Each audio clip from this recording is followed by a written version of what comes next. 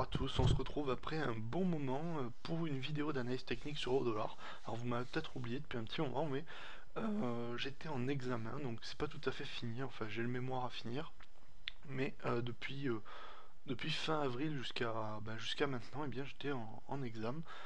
Du coup j'étais un peu bloqué, puis là c'était assez important. Bon, il me reste vite fait un petit mémoire à finir, enfin un petit mémoire, disons que d'ici samedi, après je vais pouvoir me libérer, faire un petit peu plus de vidéos et un petit peu plus d'articles, ce qui va faire du bien parce que là je suis un petit peu à la rue. Mais vous remarquez que ma dernière vidéo, alors l'avantage maintenant, le fait que j'ai pas publié depuis longtemps, c'est qu'on va pouvoir vraiment voir le scénario qui s'est passé. Exactement, moi ce que je vous avais donné, vous regarderez la précédente vidéo.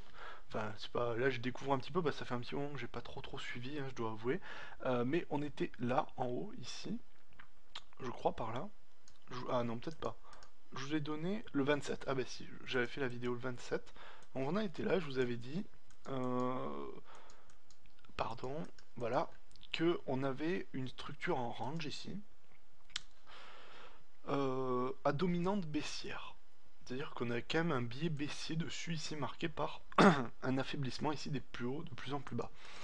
Et que, alors au contact, alors c'est un peu mieux quand même, que ce soit plus propre, voilà, qu'on était quand même dans une dominante de fond baissière bien entendu, qu'on avait fait une correction haussière ici, qu'on était en range, qu'on avait eu des phases d'accélération baissière dans ce range qui étaient plus marquées que les accélérations haussières, vous voyez la hausse est très lente à ce moment-là, c'est ce que je disais, et qu'au contact de cette droite de résistance ici formée par cette résistance là, enfin j'avais tracé un triangle symétrique je crois, quelque chose comme ça, enfin je l'ai revu vite fait, et je vous avais dit voilà, au contact là il va y avoir du mouvement, et mon avis de fond est baissier, très clairement. Donc là ça s'est bien validé, franchement, je vais pas dire que je suis fier de moi, mais c'est bien précisé. Alors il y a peut-être de l'élection politique, il y avait de la graisse un petit peu.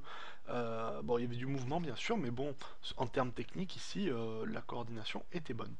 Alors, bon, maintenant on va refaire le point. Je vais retracer la zone du bas par une zone, enfin le, le support par une zone ici, c'est pas très clair, pour avoir un petit peu plus de marge de sécurité sur la prévision. Alors, on est sorti de ce triangle baissier, enfin ce triangle descendant, qui était sous une forme dans l'ensemble du graphique, si on regarde ici, une sorte de consolidation, hein, c'était un pullback je dirais, vous voyez, c'était une phase de correction ici, pour une reprise de la tendance de fond assez vigoureuse. Donc dans un premier temps ici, on va pas faire compliqué, on prend le range, voilà, et on va le reporter au point de sortie, ici. Voilà, donc là, déjà nos objectifs, les moins ambitieux, alors si on va tracer vraiment au minimum, c'est-à-dire le point haut jusqu'au haut de la zone, là vraiment on est minimaliste en termes d'objectifs, on est déjà en dessous, vous voyez on est en dessous du dernier plus bas, donc la figure nous inciterait à penser qu'on va passer le dernier plus bas, ça reste hypothétique j'entends bien, mais qu'on va passer le dernier plus bas, c'est ce qui semble logique, et de toute manière dans le trend actuel, on va se mettre en weekly rapidement. Vous voyez, bon, on a quand même une dominante baissière depuis un an à peu près. En fait, hein, c'est à peu près ça. Depuis un an, ici, vous voyez, on a une forte dominante baissière. Et on avait passé le plus bas en début 2012. Ici, on avait vraiment annoncé, à partir de ce moment-là, début 2012, on annonçait la tendance baissière avérée, puisque on passait sous le dernier plus bas officiellement, puisqu'avant on a vu un autre plus bas ici, mais qui n'était pas passé en dessous, qui était quand même resté au-dessus du précédent. Là, on a passé plus bas, donc pour moi, on a eu une zone de pullback ici que j'ai matérialisée, euh, ensemble totalement ici.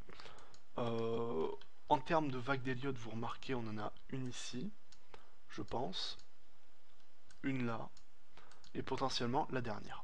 Donc pour moi, à moyen terme, vous remarquez que le plus bas confondu ici avec ce plus bas ici. Donc on a une espèce, on a une petite TE là, enfin, une idée, un petit peu une impression. Vous voyez avec une tête, une épaule ici, bon c'est grossier j'entends bien, euh, mais une épaule, une tête ici, puis une nouvelle épaule ici. Alors vous voyez c'est un petit peu difforme, mais bon, un petit peu l'idée, hein, c'est-à-dire on monte, on s'appuie, euh, on va passer le plus haut, mais ça échoue, on revient s'appuyer dessus, et puis là on va passer dessous. Bon, alors si c'est une TE, après là ça devient très très hypothétique, mais pour moi déjà, bon, on a dit qu'on passait sous les objectifs ici, à peu près des 1,26 115, on était plutôt favorable pour tomber en dessous. Zone de support importante tout de même, donc on va avoir du mouvement dessus, mais je pense qu'on va y arriver au moins jusqu'à cette zone de 1,26 200, je pense qu'on va y arriver. Et après, il me semble assez probable, dans la continuité du mouvement, qu'on aille bien, chercher jusqu'au dernier plus bas, c'est-à-dire aller à 1,20 à peu près, dans cette zone. Je pense que le 1,20 est un objectif très clairement envisageable. C'est possible, hein, ça c'est pas du tout hors de question, hein. Je pense que c'est très clairement possible. Même c'est plutôt le scénario que j'envisagerais ici. Pour moi, on est dans une tendance de fond baissière ici sur l'ensemble. On a quand même une accélération baissière très très forte les dernières semaines. Ici, les 3 dernières semaines, vous remarquez, je vais enlever les détails graphiques ici, mais on a 3 belles bougies rouges ici sur les semaines. Hein. Vous voyez, pas de mèche, pas d'ombre, rien du tout. C'est très puissant, hein, c'est très fort. C'est-à-dire que chaque semaine, on est parti d'en haut, on est arrivé en bas.